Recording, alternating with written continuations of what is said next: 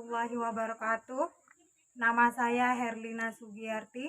Saya CGP Angkatan 4 Kabupaten Pasir, Kalimantan Timur. Kali ini saya akan menyelesaikan kasus modul 2.3 tentang coaching. Kasus yang sedang dihadapi oleh teman saya sebagai komunitas praktisi, yaitu rekan saya yang bernama Ahmad Zainal Mursalim SPD kemarin me-WA saya ingin berbincang di jam istirahat tentang masalah beliau di kelas. Di kelas Pak Salim ada beberapa siswa yang belum bisa menyelesaikan permasalahan tentang pecahan. Selain itu, siswa dalam kelas Pak Salim kurang bersemangat dalam mengikuti pembelajaran. Padahal Pak Salim selalu mengajar dengan baik.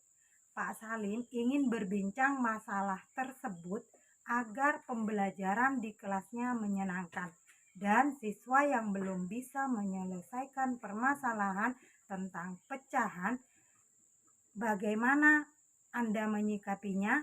Dan saya Herlina Sugiyarti sebagai coach kali ini, dan Ahmad Zainal Mursalim teman saya, rekan sejawat saya sebagai coaching.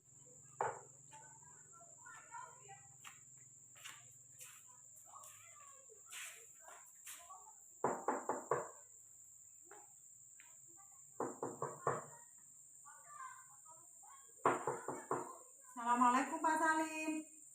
Waalaikumsalam Bu Erlina. Bu Erlina, silakan masuk Bu.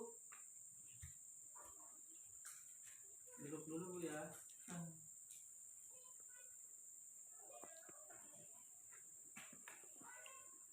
Sedang apa nih Pak? Apakah Bapak sedang santai atau sibuk? Iya ini Bu, sibuk ngoreksi tugas dari anak-anak Bu. Gitu ya. Kemarin Pak Salim ada me-WA saya untuk bertemu di jam istirahat. Apa ada masalah Pak? Iya benar Bu.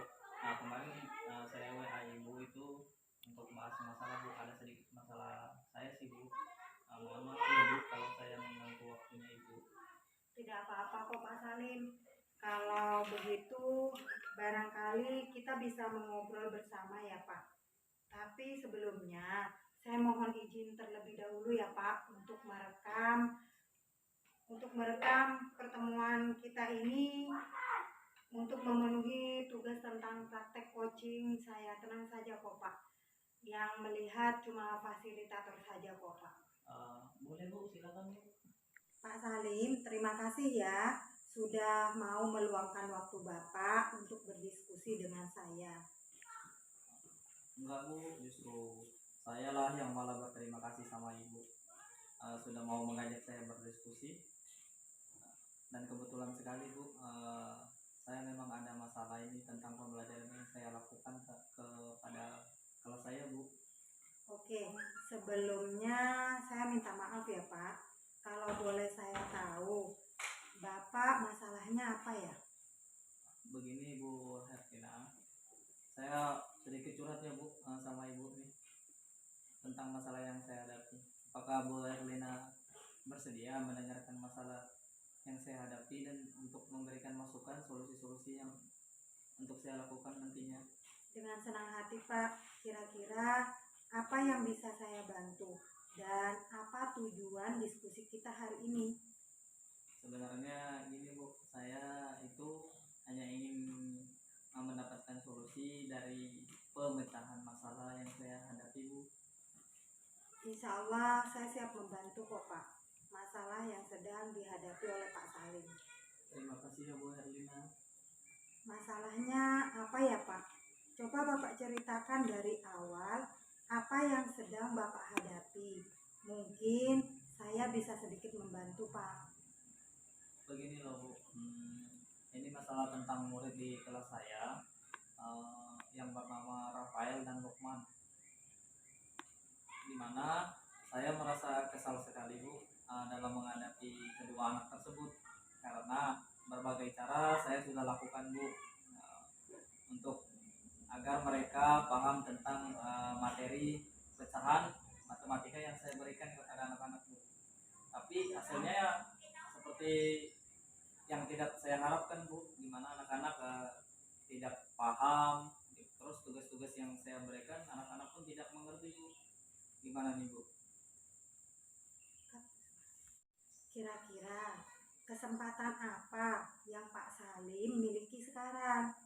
Nah, kalau dari kesempatan, kalau berbicara kesempatan Ibu, kalau menurut saya sih masalah ini menjadi kesempatan yang agar saya dapat mengembangkan diri, dapat melatih kesabaran, serta dapat mengelola kelas saya dengan baik dengan adanya siswa yang berkebutuhan khusus mungkin. Oh, begitu. Itu bagus sekali, Pak. Sehingga Bapak bisa mengembangkan diri Bapak, berlatih kesabaran, dan dapat mengelola di kelas Bapak, mengelola kelas. Iya Bu, betul sebenarnya.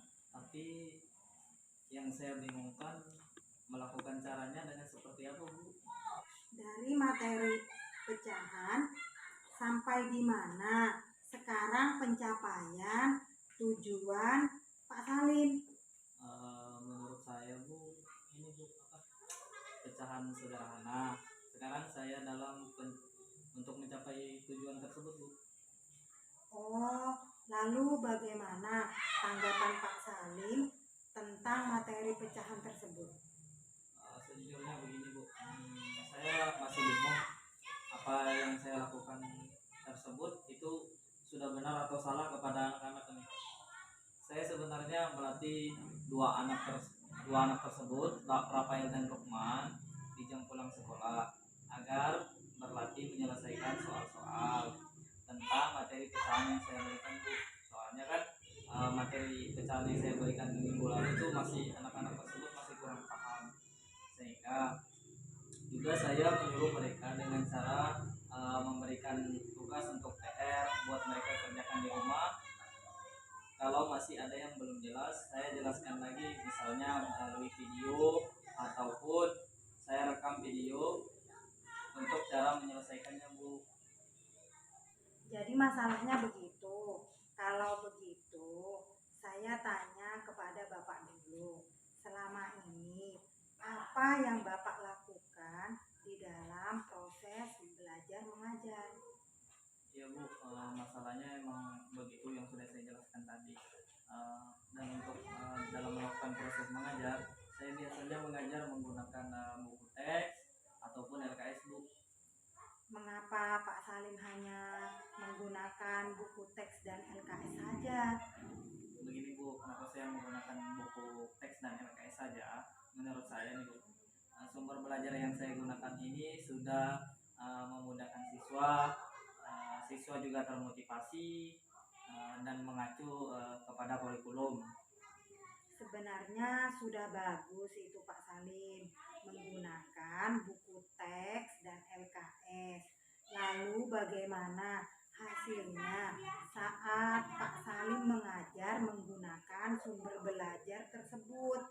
Seperti yang sudah kita ketahui, karakter siswa itu Pak sangat berbeda-beda dan cara belajarnya pun mereka juga berbeda-beda.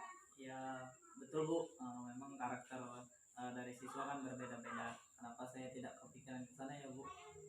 Selama ini ada beberapa siswa yang hasilnya masih kurang maksimal, mereka kurang bersemangat dalam belajarnya Bu. Ditambah dua siswa yang tadi masih belum paham tentang pecahan. Itulah Pak, pentingnya menggunakan media sebagai sumber belajar. Mungkin dengan Bapak menggunakan media pembelajaran yang lebih inovatif dan kreatif akan membantu semangat siswa dalam belajar. Kemudian Bapak juga bisa mengidentifikasi kebutuhan belajar siswa sebelum melakukan pembelajaran. Pentingnya untuk kita melakukan identifikasi sesuai minat dan kemampuan mereka sebelum mengikuti pembelajaran.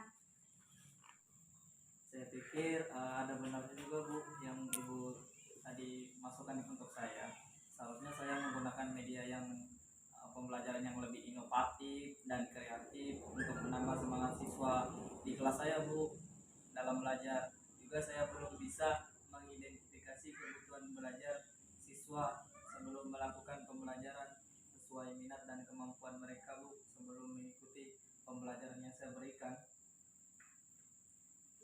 Setelah Pak Salim bercerita nih ya, sekarang bagaimana perasaan Pak Salim? Terus terang perasaan saya masih was-was Bu atau gundah gulana lah, karena saya menjadi resah karena kepikiran dengan masalah anak-anak ini Bu. Nah, ini akibatnya pekerjaan saya menjadi agak terbengkalai Bu. Lalu apa yang membuat Pak Salim merasa tidak nyaman selama ini? Yang membuat saya tidak nyaman dan resah itu Bu, karena beberapa siswa itu semangat belajarnya itu menurun, ditambah dua siswa Rafael dan Lukman tadi belum lancar tentang pecahan yang saya berikan, sehingga menjadi beban tersendiri buat saya Bu sebagai guru. Jika saya dapat menyimpulkan, yang membuat Pak Salim merasa tidak nyaman adalah saat mengajar. Karena Pak Salim mengajar hanya menggunakan buku teks dan LKS, tidak menggunakan media yang inovatif dan kreatif sebagai sumber belajar lain. Nah, apa yang Pak Salim akan lakukan ini sekarang? Iya betul ya Bu. Nah yang akan saya lakukan, kenapa saya tidak kepikiran untuk menggunakan media interaktif dan inovatif untuk mengajar di kelas saya Bu. Saya juga akan yang akan saya gunakan yaitu menggunakan video pembelajaran yang bersumber dari dari internet, dan saya juga akan mempraktekkan contoh kegiatan sehari-hari mengenai tentang materi pecahan bersama siswa. Saya juga akan merefleksi siswa dan mempersiapkan diri untuk menggunakan media-media tersebut dalam pembelajaran saya kedepannya untuk selanjutnya Bu. Benar sekali Pak Salim, tetap semangat dalam berinovasi dalam pembelajaran yang menarik dan menggunakan media yang interaktif. Alhamdulillah Bu Erlina, terima kasih untuk masukannya. Saya akan mencobanya Bu. Apa kekuatan Pak Salim dalam mencapai tujuan yang Bapak harapkan? Kemungkinan kekuatan yang saya miliki itu sebenarnya begini Bu. Saya kan bisa mengoperasikan laptop Bu. Saya juga bisa menggunakan LCD proyektor dalam pembelajaran yang saya berikan Bu. Terus kemungkinan internet kan sudah ada tuh di fasilitas sekolah kita. Kemungkinan saya akan browsing melalui Google untuk melihat video-video pembelajaran yang menarik agar anak-anak lebih semangat dalam belajarnya.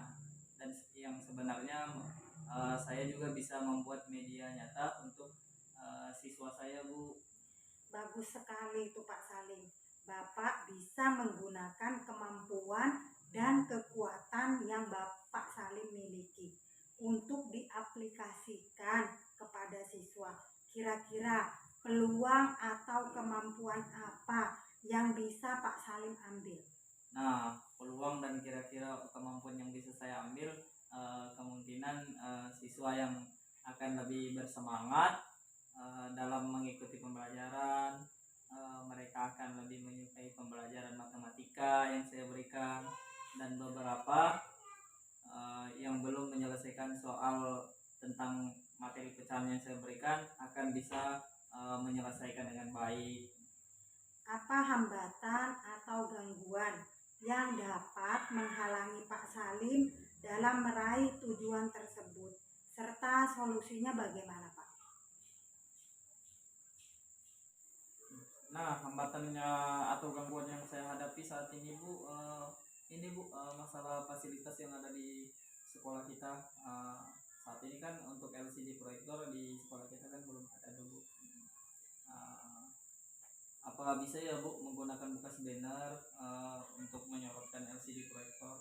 Oh iya Pak Salim, bisa menggunakan layar bekas banner itu ditaruh di tembok, atau Bapak Pak bisa menggunakan perpustakaan yang temboknya juga masih bagus dan jelas. Kemudian jika digunakan untuk menyorotkan LCD. Kemudian sekalian Pak Salim bisa menggunakan VCD interaktif. Bantuan dari pemerintah yang ada di perpustakaan juga bisa Pak Salim gunakan untuk meningkatkan pemahaman siswa terhadap materi yang disampaikan dan pasti akan lebih bersemangat lagi. Dari apa yang sudah Pak Salim sampaikan, apa rencana Pak Salim ke depannya?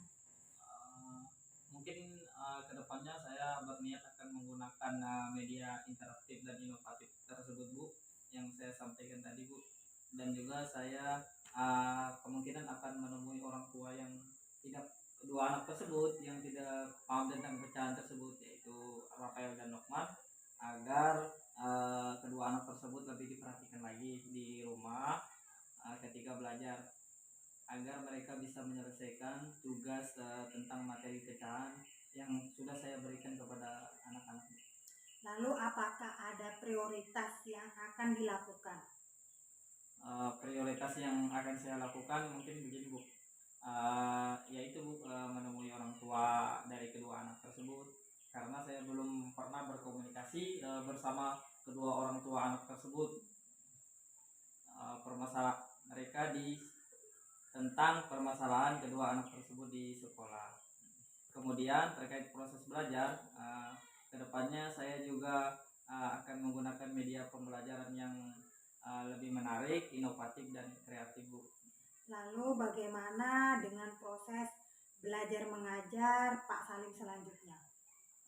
Kalau untuk kedepannya proses belajar yang mengajar yang saya akan berikan, mungkin setelah ini saya akan memakai media pembelajaran dan buku teks LKS yang sesuai dengan kurikulum yang saat ini kita gunakan di sekolah. Untuk sumber belajar utama, walaupun nanti sumber belajar yang kemarin akan saya terapkan juga, karena apa? Begini Bu, karena siswa yang di kelas saya, terdapat di kelas saya sudah merasa nyaman dengan cara yang saya lakukan. Langkah yang Pak Salim ambil sudah sangat tepat sekali. Saya setuju dengan ide yang Pak Salim ungkapkan tadi. Lalu apa strategi Pak Salim untuk itu? Kalau strategi atau susunan ke depannya, mungkin strategi yang akan saya lakukan adalah ini Bu, dengan mempersiapkan media pembelajaran sebelum mengajar. Jadi sudah siap untuk esok harinya, dan saya akan tetap memberikan jam tambahan untuk siswa yang mengalami kesulitan tentang materi pecahan yang saya berikan Bu. Bagus sekali itu Pak Salim. Lalu bagaimana dengan jangka waktunya? Nah, kalau untuk jangka waktu yang akan saya laksanakan ya sedapatnya aja Bu, karena saya tidak mengejar target waktu-waktu yang tersebut, mungkin sedapatnya yang saya akan laksanakan saat ini juga Bu. Lalu bagaimana ukuran keberhasilan dari langkah Pak Salim ini tadi?